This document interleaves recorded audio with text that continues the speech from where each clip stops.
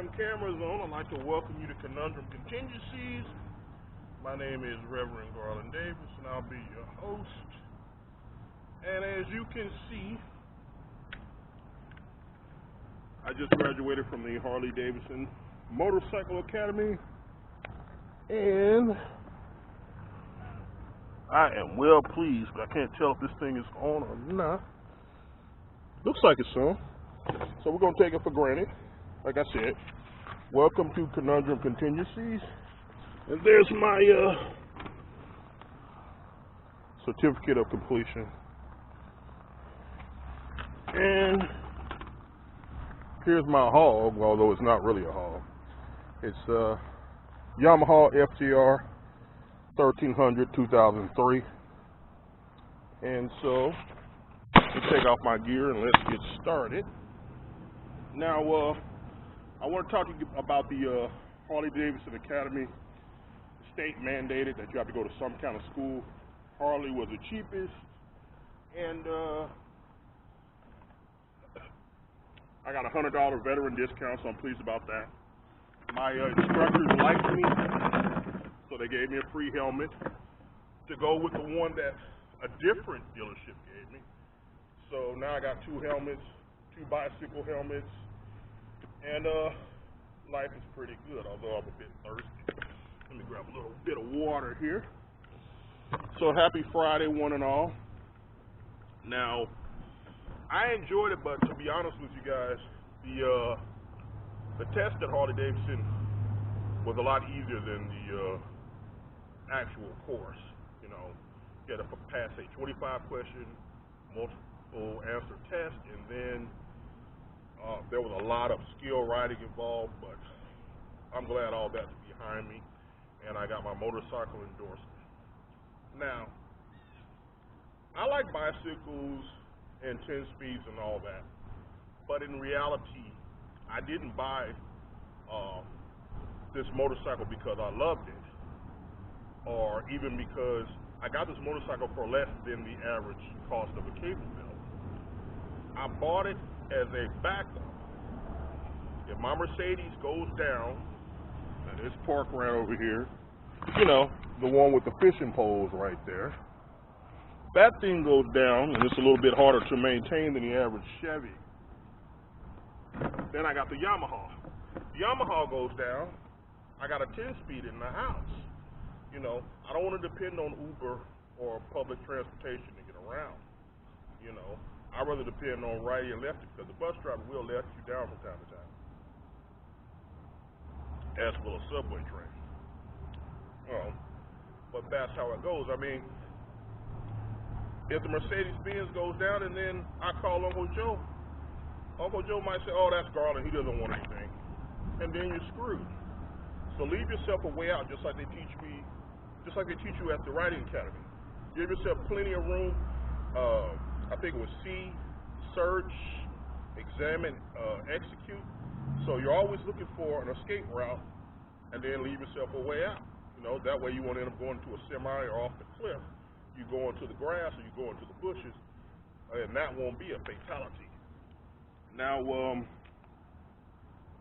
as usual, I'm thinking far into the future, so I've got saddlebags on the side of the motorcycle, and on one side I have it empty, but on the other side I have tools and bottles of water and other preps. And my friend, she sent me a first aid kit. And so since I got a lot of stuff in the house, and I got a Mercedes-Benz kit here, I think I'll put that first aid kit in here, but I actually have two Mercedes-Benz first aid kits, so I'll have to, you know, do a mix and match. Although, if I need first aid or my pastor needs first aid on this, we're probably going to need an ambulance. So I'm going to try to be very, very, very careful. You know, my friend told me to go easy on the bottle. He said, you know, you can ride in the car and take chances and get a little tipsy, but he said that if I try that on this thing, I'll probably kill myself. So he's been riding a little bit longer than I have. I've got 2 weeks of riding under my belt, not counting the time that I spent on the moped. So no matter who I ask, it always comes back to be careful, be careful, be careful. Look around you, be careful, be careful. You know, one guy said the same thing 3 times, so I do intend to be careful. Some people think that motorcycles are killers, but in reality, it's like guns. You know, motorcycles don't kill people. People kill people. Guns don't kill people. People kill people. So I'll just have to be careful. Now, one of the other things that I wanted to cover in this video is basic prepping philosophy. Now, my strange wife, she came by and she saw me, you know, and we had a nice little heart-to-heart, but she's got some different ideas about prepping and doomsday and the apocalypse than I have. Now, she told me in light of my absence, if she goes to the ATM and they don't work and bad stuff starts happening, you know, she's going to do this scavenge gathering, and she can hope to find like-minded people that will, you know, I guess pick berries off trees. And she said that if she did some gardening, she would choose low-profile crops like beans and maybe potatoes versus corn, which even if you plant it in the woods would probably attract some attention. And I thought about what she said, and that, you know, corn is going to get high, and Stevie Wonder is going to see that damn corn. So, and I plant corn myself, so that's kind of what brought that up. And she also said that she would pick out the biggest and the strongest, I guess, say Mr. T or a Lord of Humongous, and volunteer to be his girlfriend, you know. So I said, oh, okay. So you mean cooking and sexual favors? And then she started frowning when I said, and washing out loincloths in laundry. She started, her face curled up really, really tight, and that just let me know that she really didn't think it all the way through, because I didn't say anything insulting. You know, you have to do what you got to do to survive.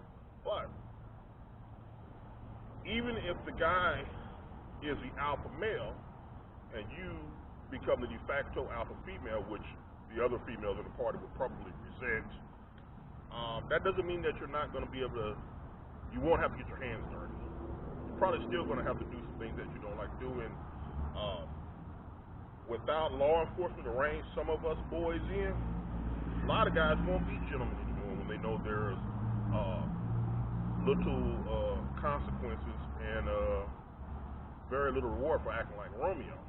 So, I mean, you need to factor all that in. Just like I factor in, you know, I carry an extra helmet with me.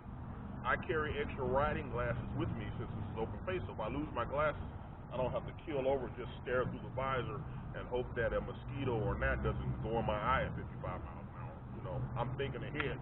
You know, I might even carry an extra pair of gloves because you never know. I had to ditch the moped once when I had it in Miami when an ambulance appeared out of nowhere. I didn't get hurt or anything, but I learned from that. And so, you know, as I'm cruising, I'm listening to my music, you listening to my iPod or whatever, you know, I still have to be aware of my surroundings. I can't get so caught up into DJ Quick, I don't want to party with you, or Randy Travis, forever and ever, amen, and forget about that Miller truck that's coming across the road, or forget about those railroad tracks over there, or forget about the debris in the road. So I'm just asking everybody to be careful, and if you're watching this and you haven't liked or subscribed to my channel, please do so. I'm trying to grow it out so I myself can have a contest and a giveaway once I have 100 subscribers. Those of you that are already subscribed, friends of mine, hey, thank you for your support. If you want to send a donation, there's links. I got a Patreon account. I got some other stuff set up, but I mean, that's not really what it's about. What it's really about is trying to get people prepared, because my loving wife told me today that she was listening to a major radio station, and she was shocked when they started, out of the blue, started talking about bug-out bags and some gizmo that they were trying to sell. I told her, I said, it's real. And I said, that DJ or that advertiser might know something that we don't know. But see, we in the prepper community, we know, you know. This fiat currency and all this nonsense is not going to last. Mike Hilton, hey man, enjoy your vacation.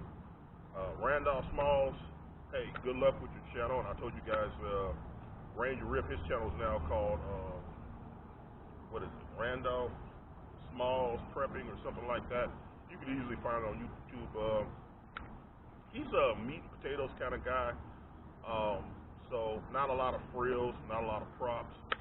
But he was raised on the other side of the tracks, and he looks at money a little bit differently than you or I may look at money because of his family stature. And, you know, he's a good outdoorsman, and he knows how to hunt. And you might learn a thing or two by checking out his channel. So let me see here. I got some notes up here. I think I pretty much covered everything that I needed to cover. I mean, I wasn't happy that I had to go to motorcycle riding school, but of course it did make me a better rider. Just I had to shut off the, you know, the money for the class, and then I had to go to Florida Highway Safety, or what you probably call DMV, and then I had to give them another $32, but at least I did get my veterans discount.